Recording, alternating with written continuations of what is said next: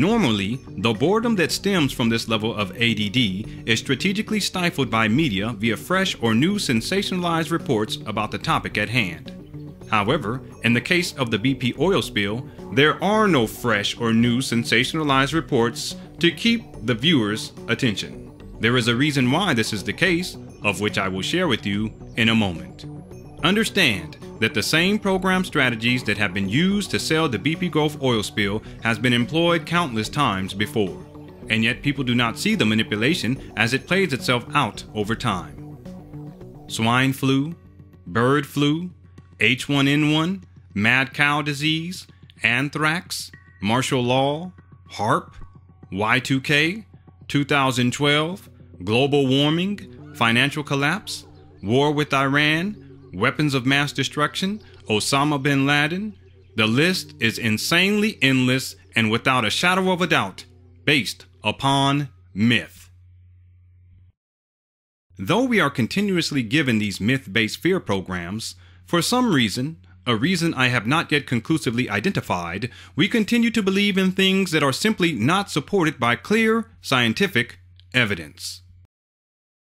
Belief is an ambiguous and unreliable thing. When one relies solely on belief, they are unable to be certain as to how right they are or how wrong they are at any given moment. In one moment, an individual may think that they are right to believe that hundreds of thousands of people are going to catch swine flu and die. But then, after some time, they may realize that hundreds of thousands of people did not die. And before they can think critically as to why they believed in the myth in the first place, a new myth-based program is presented to them.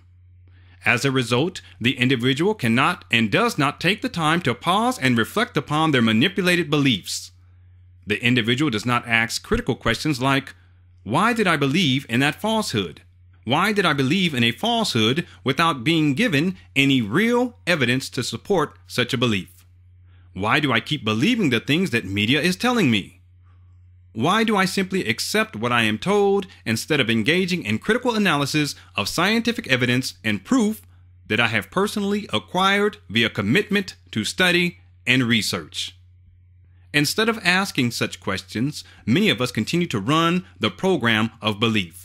This is the program that has billions of people externalizing their power in hopes that some external force will save them from the mythologically oriented catastrophic or the mythologically oriented pseudo-spiritual event 2012. Whether you see 2012 as the end of the world or as the age of ascension is irrelevant. What is relevant is the degree to which you ask critical questions about 2012 so that you can draw your own personal conclusion based upon your own study and research. To do otherwise is to dwell within the scope of belief wherein we externalize power. With the externalization of power, the individual who would naturally be free-thinking, intellectually sound, emotionally balanced, and personally responsible is relegated to nothing more than a believing child. It is while in this state of child consciousness that many people have come to believe in and react to the proposed greatest ecological catastrophe of our time. The greatest ecological catastrophe of our time? I thought global warming was the greatest ecological catastrophe of our time. Are you seeing a pattern here? This is precisely what I explained earlier.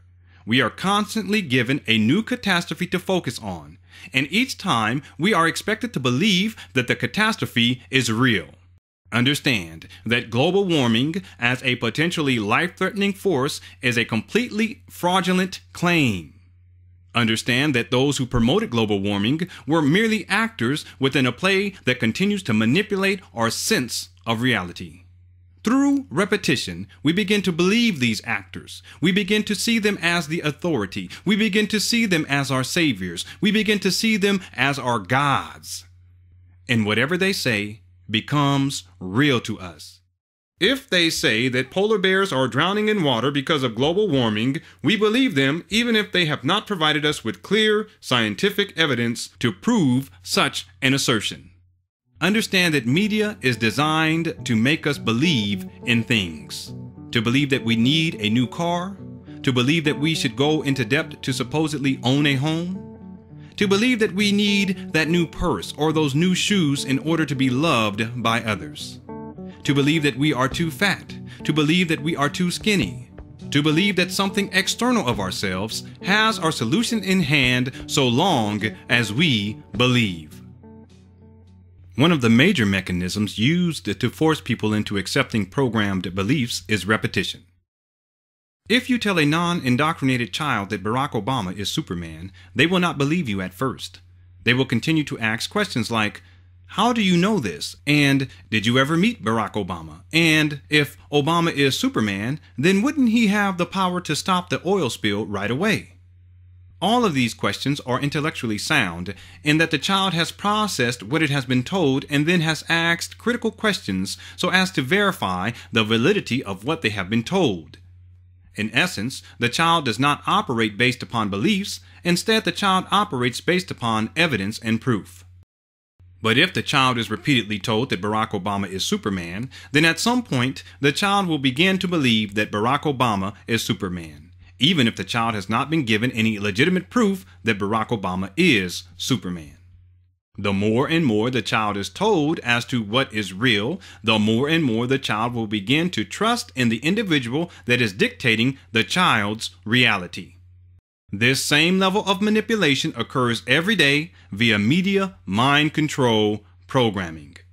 Within media mind control programming, the first priority is to reduce the adult's mental faculties into a state wherein the adult looks to authority figures to dictate what is real, what is true, and as we have observed within the current president of the U.S. corporation, that Barack Obama is in fact Superman.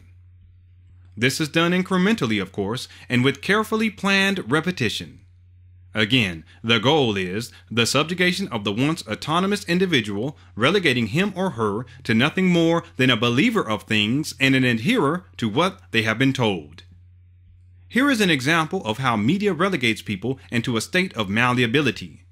Oftentimes, reporters will tell the viewer what they are seeing instead of allowing the viewer to see for themselves. In the former, the viewer must believe in the reporter must be the authority in the matter at hand.